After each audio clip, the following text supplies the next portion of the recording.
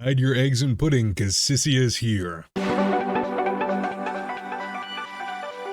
Hiya, my name is Cree Gotcha, and I'm the modern day equivalent of a medieval jester. This is a very special day for me. It's time for the next banner of Zenless, and that means I get to test Cissia, the newest electric attacker DPS out. If you've been following me for a bit, you know I love Seed, and I've been very excited for Cissia. So getting an attack partner pretty much handcrafted for Seed is insane.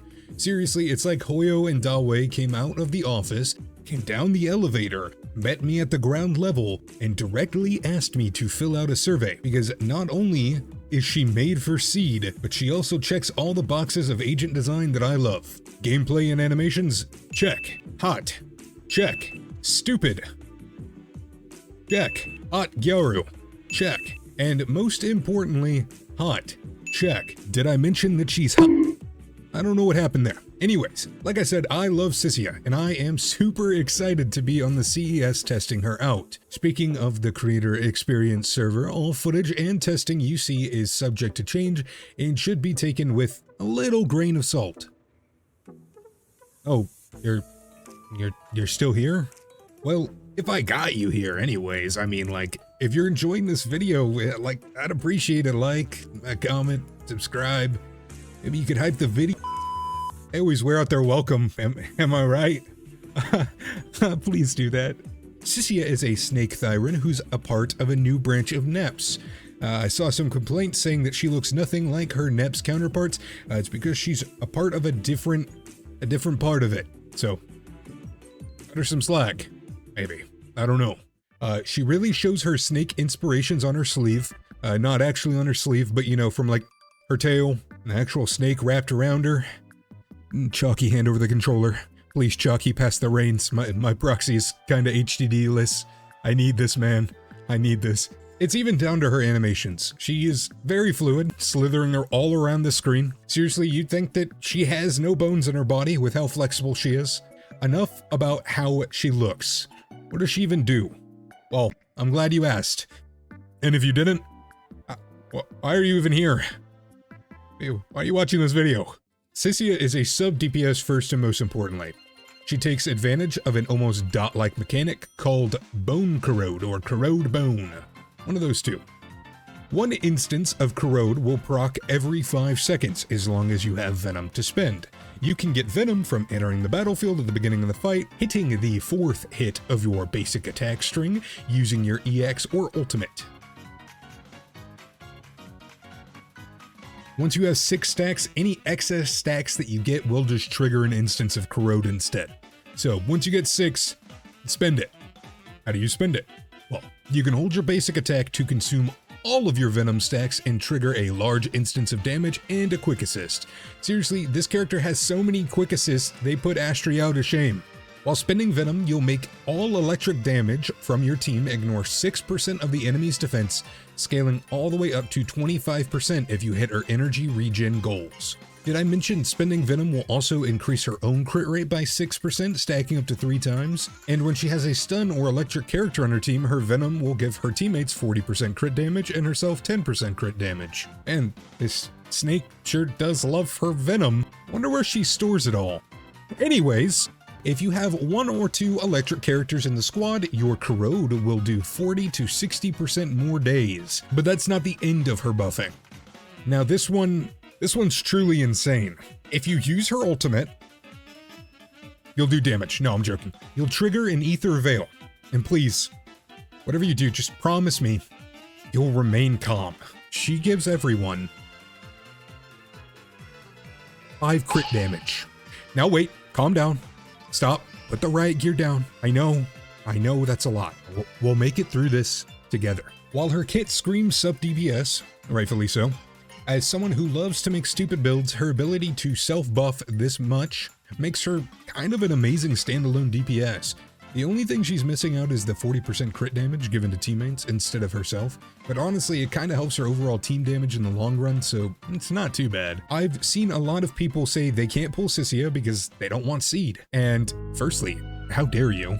Everyone should want Seed on their account, and if you don't, well go. You don't need Seed for Cissia.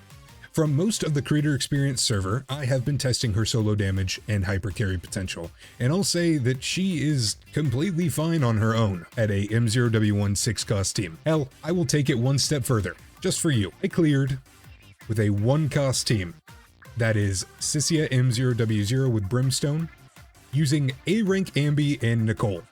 That's right, I busted out GUN's 1.0 best in slot team. I always laugh at the fact that her original team was that, but A-Rank Ambi works surprisingly well with Cissia.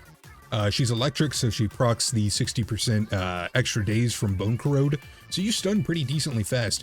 I'll probably never use her again, but it wasn't that bad. And then Nicole is strong for like every unit in the game, so using her to solve all your issues for low cost, using her is pretty much going to solve any issues for a low cost clear. But like I said, if you like Cissia and you don't want to pull seed, you can run her as a main DPS and it's not going to be the end of the world. You can even pair her up with other electric attackers, and thankfully, for some reason, we have like 5 of those. While not as good as Orphe, she still works pretty good with Sambi. Cissia does not take up that much field time, so it lets your greedy little Sambi stay on field longer. Aramasa is just weird in general. I wouldn't really recommend it, but if you want to do it, it's there. And Anton, weirdly enough, it's actually pretty fun. You can run them with Astra and have fun quick swapping them back and forth. And since you don't have to worry about his uptime as much, you get to take advantage of his stupidly high quick assist multipliers. I have genuinely no idea why that guy has like an 800% quick attack, like quick assist multiplier. But he does. Seed is truly where she shines the most though. Seriously, if you have Seed and enjoy playing her even slightly, I cannot recommend Cissia enough. Their synergy is unmatched to a level I barely thought was possible.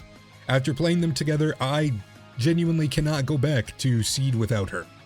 It is night and day. From her buffing to her energy consumption, it's just a match made in heaven for Seed.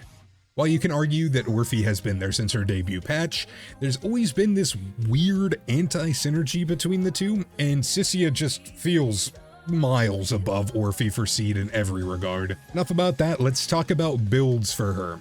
For a sub-DPS role, the clear winner is 4-piece Astral Voice, 2-piece ER, whether that be Moonlight or Swing Jazz. Disc 4 should be crit damage since she gets so much crit rate from her signature and kit.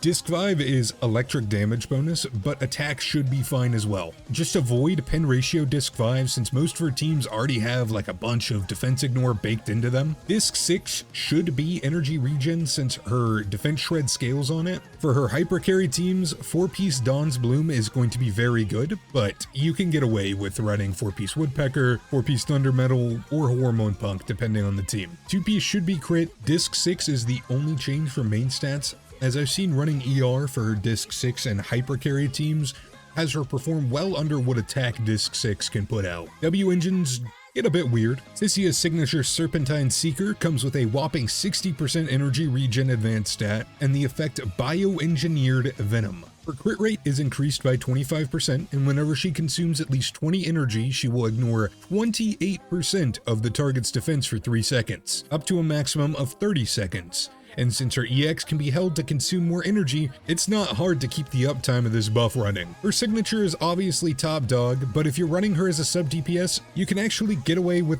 running Anton's signature as a free-to-play option. Any stat stick should be fine otherwise if you plan on running her as a main DPS. But if you do plan on running her as a main DPS, I think her W engine is pretty important since every little upgrade you can give her matters. Now, it would not be a Cree video without some live testing of this snake. So I will leave that to non-scripted him, and we will see what she can do. Hi y'all. Why, hello everybody. Wasn't that a quirky little part of the video? I bet you didn't expect something so, planned out from me. But that is what you got. I told you I was going to be a little more professional and try a little bit harder for Cissia since I'm very excited for her. So hopefully my effort did not go in vain. Anyways, live Cree, Cissia is very fun. She is extremely fluid, very fun to play. She is one of my favorite 2.x version characters. She is insanely fluid to play. Seriously, I don't know how people aren't pulling her. Well, obviously I know, some people just don't want her. But the glaze knows no bounds. It would not be a Cree video, like Past Me said, if I, reaching for my controller, if I did not do some live testing.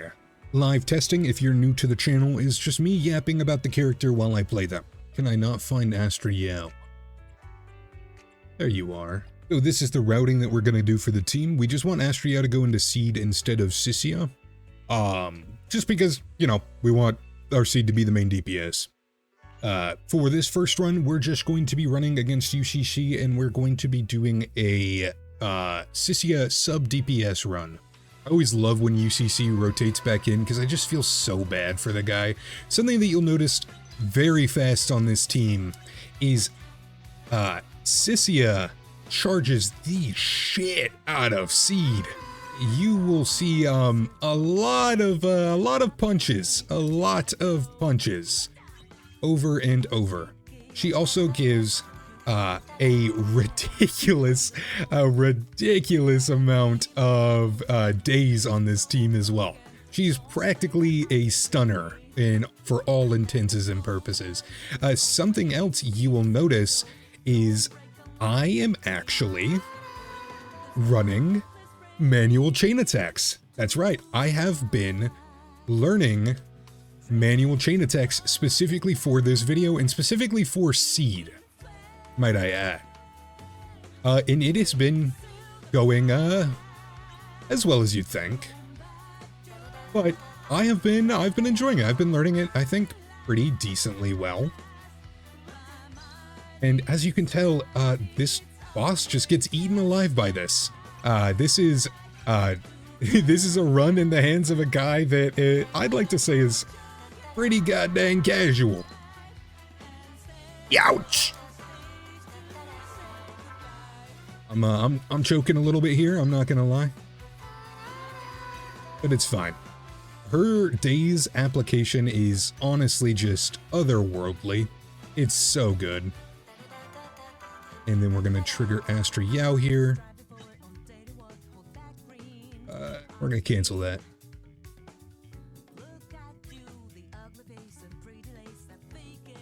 What I've learned is Seed's chain attack takes way too much time, so I've been just trying to avoid even using it.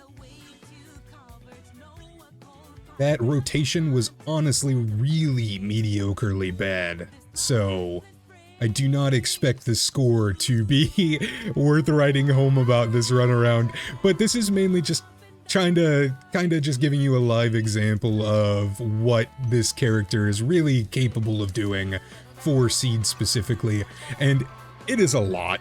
I stated it during my pre-recorded section, but this character is just insane for Seed. It is ridiculous how good she is.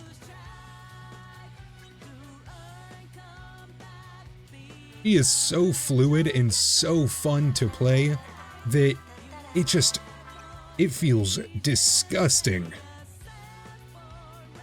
We got a chain attack there.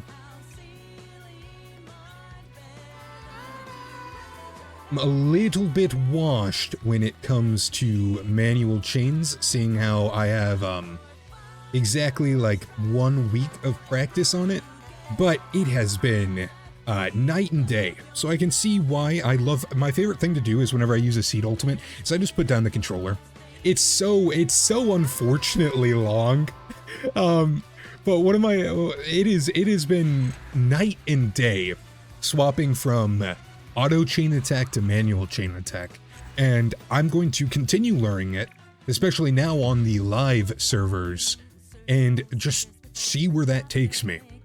This run was painfully mediocre. I think the highest I scored against this boss was, let's see, 47k. So definitely can be improved. Not bad for a guy that just started learning manual chain attacks and honestly is pretty goddamn casual. And then obviously it would not be a Cree video without at least trying to main DPS her just for the video. Obviously I'm not trying because I've done it. I've played this character so much in main DPS'd I cleared it a 1 cost, but it wouldn't be a Cree video without doing it live. We did not get our 3 in a row, which is unfortunate, but we should be fine. I hate this spinny move so much. Get our first chain in there. Get our first ult from our handy phone theyre. 1 chain in there. And then reset our King of the Summit buffs. And we will just start whammering on her. There's a lot of good options for main DPS teammates for Cissia. I have done a ton, but nothing beats the very comfortable Astra Yao Dylan core. I know Suna has actually been pretty dang good for attackers recently, which is good to hear. I'm very happy to hear that. I know there was a lot of doom posting when it came to her performance for teams outside of what was it, the 2 main ones, the Angels and being on to Astra there so we can get another free chain. When it came to like standard Suna and Suna. Oh my god, where am I going with this? Angels of Delusion and Ye Shun Guang. I was like, where am I going with this? But since we're using Dawn's Bloom, the main point of this is just keep hitting the boss until it stops moving or the timer runs out. One of those two. No, let me in. I was like slightly stuck outside. I was scared. I was scared. I was frightened. This boss has grown on me significantly. I do not think it is as bad as people have made it out to be as of recent. Is it the best boss ever? Definitely not. Definitely not. It has its issues. It loves to waste your time, that's for sure. But do I think it is terrible? Nah. So your main goal is just to continuously try to build venom stacks and then consume the venom stacks to get extra damage. A tip with Defiler specifically is you always want to try to get these defensive assists with whoever your main DPS is, just to get that extra energy. Try to get this stun real quick. We have a bunch of excess energy on Dylan, so it should not be hard. Dylan is the queen of stunners for a reason, unless you're an anomaly team. And then suddenly that's not, for some reason that's not true anymore. I wonder why. But the rotation should be pretty standard otherwise. Use your ults when you have them. Hold your chain attack to consume your venom when you have it. Yada yada, you know. You know how this goes. And we got an ult right before it ended, cool. Nope. We're just gonna turn into a ball. I was gonna see if we could hold chain attack one more time. As you can see, very casual clear when I'm talking. 41k. As you can tell, without talking and trying just a little bit harder, we were able to hit 44k at the top, almost 45k. So she is not bad as a main DPS by any means. I didn't want to talk to you. I didn't mean to do this. I don't want to listen to what you say. Let me out, let me out, let me out, let me out. Oh, I got an achievement. You're welcome, CES account. That was my good deed for the day. We shall wrap it up here today, folks. Moral of the story of today's video is pull Cissia. You won't regret it. She's fun.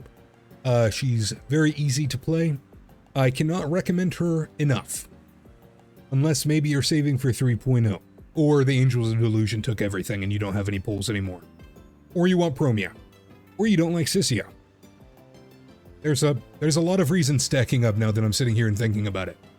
But if you guys could like, comment, subscribe, hype the video, tell me what you thought about it in the comments. I guess that's why I said comment, but I'm gonna say it again.